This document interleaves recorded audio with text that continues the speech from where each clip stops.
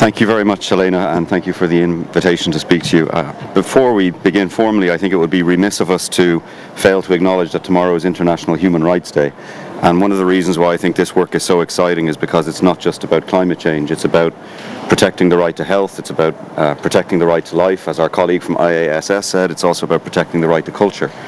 And I say that because one of the most urgent needs that we have as a coalition is to translate the excitement that we all feel about this coalition and about the value of this work into a broader narrative that's more appealing to a wider number of people.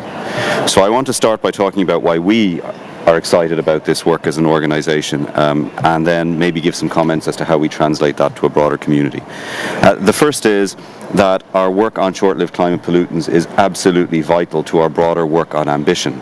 We have already seen here at COP21 a range of national climate action plans changing the temperature trajectory from 4.8 degrees Celsius to 2.7 degrees Celsius by the end of the century.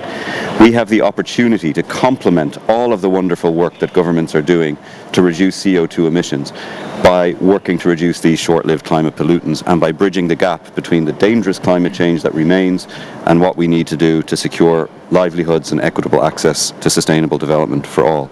So as a vital contribution to ambition, I think this work is very, very important. Second of all, the co-benefits of this work are enormous, not just because of what they mean for individuals, for communities, but because the narrative around co-benefits is so important for engaging constituencies in this conversation that are not typically engaged. There are some people who are very excited about the notion of preserving polar bears and saving melting ice caps, and there are others who are in this business because they care very much about people and communities. There are people in this business who care about environment, but there are people in this business who care about health. And the great value of the narrative that we have at our disposal on short-lived climate pollutants is that we can bring in those different constituencies into the conversation in new ways. As my colleague from Canada has also said, this is a way of talking to people about eliminating inefficiencies from their production processes.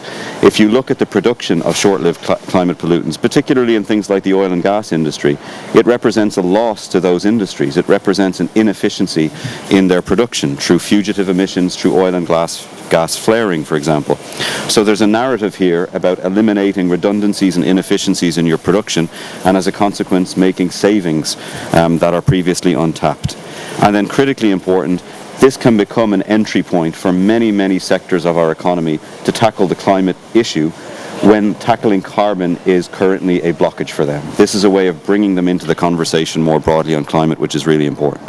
In terms of how the private sector can engage, we as a community, and I'm very proud that BSR is a non-state partner to the Climate and Clean Air Coalition, so you'll forgive me if I say we, but we as a partner very much believe in the strategic plan that we have for the coming 5 years.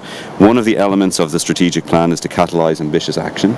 You cannot hope to solve the climate problem without partnering with the private sector, because the emissions are there.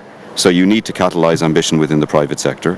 Moreover, you cannot hope to mobilise the trillions of dollars that are necessary for a transition to a thriving clean economy if you are focusing on $100 billion per year and not mobilising private sector finance.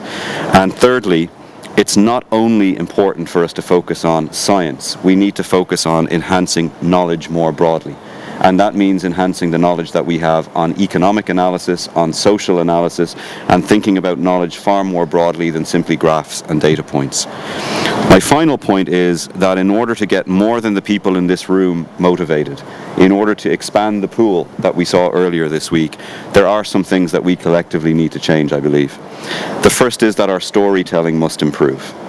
I don't think we have done ourselves justice on this issue. I think we've been talking about it in ways that are far too technical, and we need to do a much better job of harvesting the great lessons that exist, but of communicating this work in a far more exciting way than we've done before. We must also do a better job of organising ourselves in a way that invites the private sector into our conversations.